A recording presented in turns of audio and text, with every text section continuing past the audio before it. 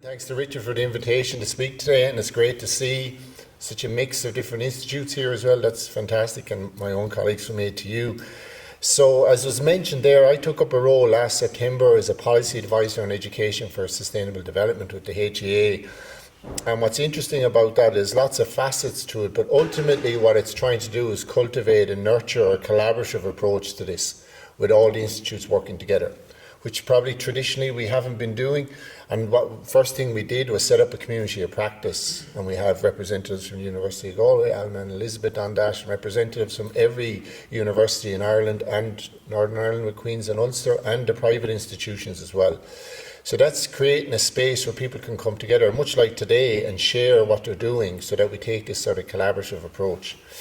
So what I want to do is outline a bit of the landscape, overarching landscape of that, and then delve into a little case study that I'm working on, which is looking at across disciplines, but for today I'm sort of contextualising it in the built environment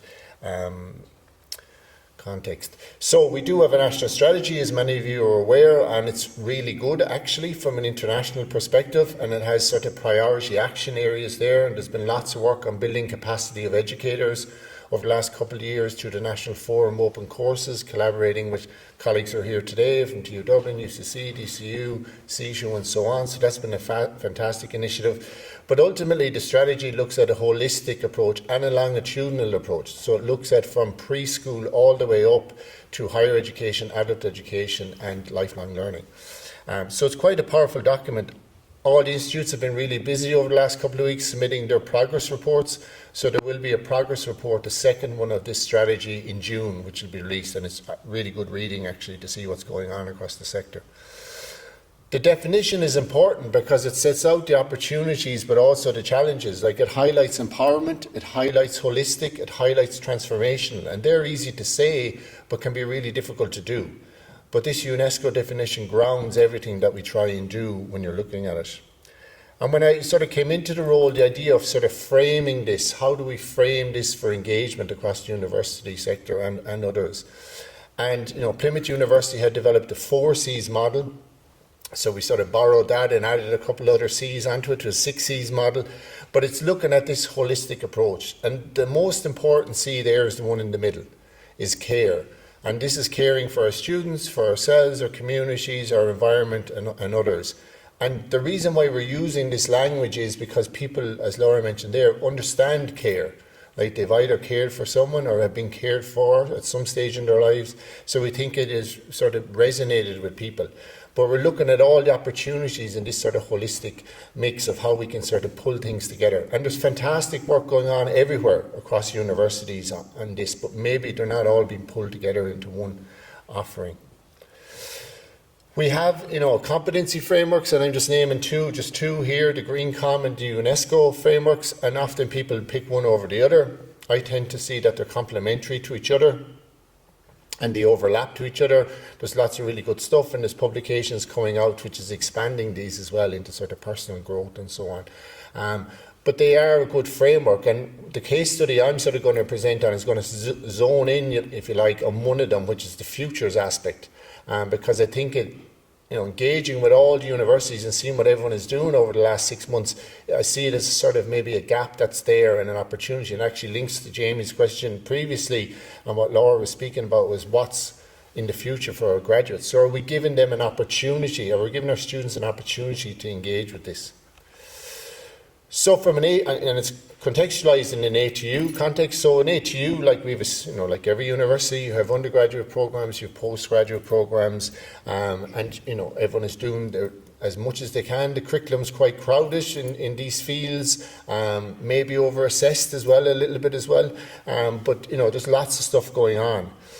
And just to give a couple of examples of sort of engagement, and my colleague Jan Gotcha has kindly sent me these photographs of how do we engage students in these issues. So in the photographs you see there is examples of the Climate Fresk workshop, which some of you will be familiar with, and also using SDGs games to engage the students in different ways rather than just presenting facts to them of how bad the built environment is or how much we have to achieve.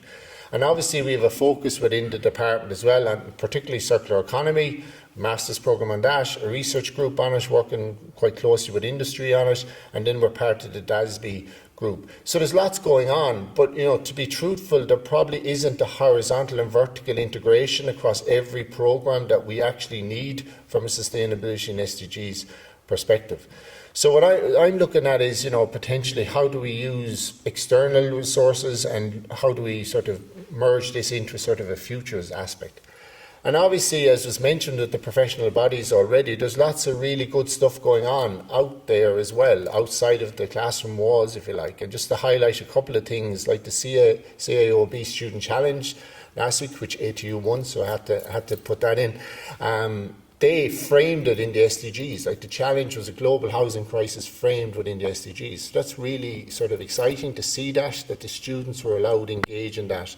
I think it was mentioned earlier on, and there's an event coming up in TU Dublin about Engineers Ireland and sustainability competencies. In TU Dublin are releasing a micro-credential on the Green Competency Framework for Engineers. Like that's really good, really positive.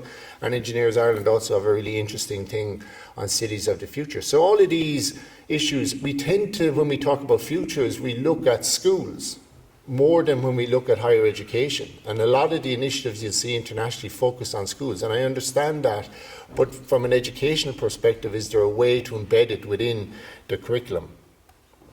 So I've sort of always been interested in this space, and then when it was highlighted, of course, in the UNESCO's and anticipatory competency, or the EU Green Competencies had a dedicated session to it, I thought there's an opportunity here. So in Green Com, like, it has different aspects to it. And so when you explore the different detail behind them, what's interesting is, it's trying to address the complexity, it's trying to address the uncertainty, the ambiguity of all the things that we're facing, but also is there opportunities for a sort of imagination and creativity in this? Can we explore futures? So futures thinking isn't prediction, that's foresight. Futures thinking is allowing a space in our curriculum where we can imagine different types of futures. And I'll go through that in a little bit more detail. When I'm thinking about this across all disciplines, but particularly looking to sort of pilot in the built environment discipline, I sort of go back to a piece of work I did back in 2012, actually here as part of a CELT program, an MA in academic practice. And at the time, I was looking at sort of foresight methodologies in the curriculum and piloting them with students. And what was interesting at the time was we were obviously coming out of the economic recession. There was lots of reports. One famous report was never waste a good crisis. How do you reimagine things? And so the framing was, is there an opportunity to rethink the way we do things? So just to give you a couple of insights into that and pick out a couple of things. So there's lots of different aspects to it, but two things that we utilised was steep analysis, and you can see the explanation of the categories there, but it was to get the students to engage, rather than present the students with a slide with 30% emissions, 50% waste, and so on, was to get the students to engage with different articles, current articles. So we use newspapers, which was quite quaint now, I suppose, and they identified different articles related to those categories. And then they had to look at the interconnections between them. And this allowed them the sort of freedom to sort of create their own dialogue. And then it progressed on to looking at it, well, how does this affect the built environment? And then how does it affect your discipline? And how does it affect your potential graduate role, if you like? And so that took place over a number of weeks. And, it was really interesting to see how the students began to see the interconnections and the complexity. It's a very simple exercise, taken out of foresight and futures, but it worked really well. The second one was using scenarios and backcasting. So it was to give students potential scenarios of the future. And there was a really good report out at the time, or a couple of years beforehand, called Powering Our Lives, looking at sort of the energy transition in the UK. And they had a series of scenarios. And so we essentially got the students to engage in the scenarios in different groups, and then to backcast from that date, say I think it was 2030, what needs to happen in 2025, what needs to happen in 2020. And again, it was to create that space of sort of imagination and creativity. They weren't designing the scenarios, they were given them. Subsequently, we did something slightly different. But in this case, it gave them a sort of an opportunity to engage in that. So this brings me back to the sort of current day. So under a number of sort of auspices, I've been looking at staff development, and especially as part of ATU's European Alliance, which is called the EU Green Alliance, we've been asked to do staff development workshops. And again, rather than presenting facts and so on, we thought, right, we need to do something a little bit different. And so we came up with this sort of workshop called Provoke, Imagine, Act. And what I'm looking at now is how can this evolve into something that will be useful to embed into the curriculum as well. So there's a number of sort of stages. It's, a 2 or 3 hour workshop. But essentially we use, imagery and visual cues and things to appeal to the emotional brain rather than the rational brain. Because the rational brain sort of absorbs the facts and we can become immune to that, whereas the emotional brain can sort of stir up a bit of debate. And so there's some images. The stairs there is from TU Dublin. It's a great visual cue because students are going up and down that stairs all the time and they see the stripes, the climate stripes. And so subconsciously, what effect is that having on the students? But also introducing different things, the rights of nature and so on. So these are conversational openers or icebreakers. But then is to start to do a bit of provocation and introduce some paradoxes. So when I was thinking about the built environment context, I started looking at these questions. These are fundamental questions.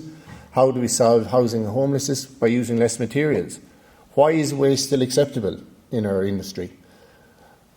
Leaning in on what Jenny said earlier on, what do we need to stop doing today in the construction sector? What do we need to do from an innovation point of view? So these are questions that are provocative, but they're meant to be provocative. That's the purpose of them, that you sort of push. I would call them gentle provocation. There's nothing too controversial there, but gets people thinking.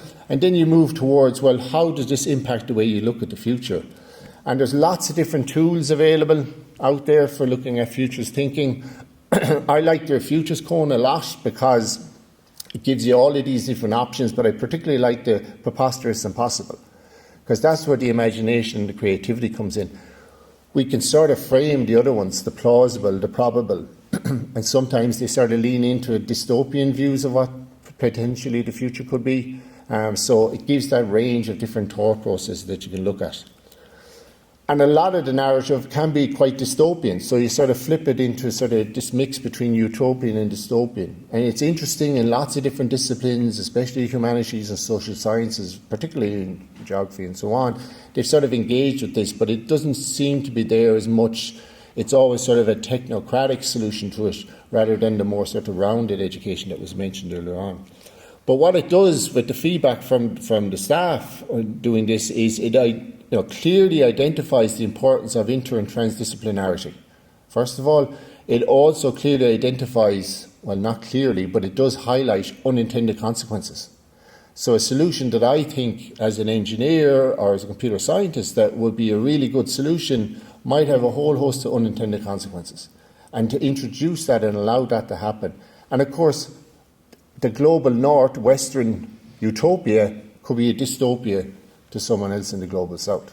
And we see that with our energy transition and things as well, and the fairness of that. So that's at a sort of program and module level. What I'm also really interested in is how do we introduce this into the programmatic review and quality assurance cycles. So, Jamie mentioned it there in his question, what should our graduates, and he was talking about timelines.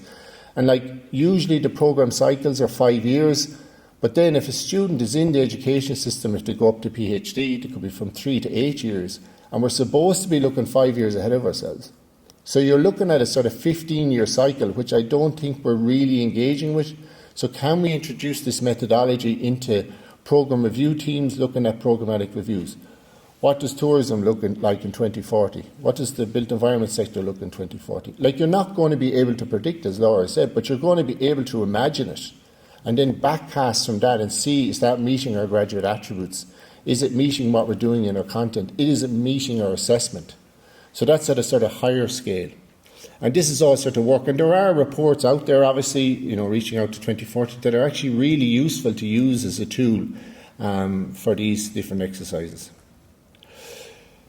But I think Laura mentioned it there as well, how do we make this resonate and how is it relevant? There's so much going on in the world, and I just took a couple of sort of local and national examples there, and then maybe to sort of move away from, commitments, we've seen sort of recent things coming out of Europe, to make sure this sort of resonates is really important as well. And about It was interesting, the question about the politics, and speaking a couple of weeks ago at a different event, politicians are quite reactive. They work in small cycles, even though they might be in a position for 20 years, but they're working in 5-year cycles, as Laura said. And we're sort of looking around and saying who should be doing things. But if you look at the numbers in higher education, like the 250,000 plus is higher education students, add in adult learners in the tertiary sector, add in staff.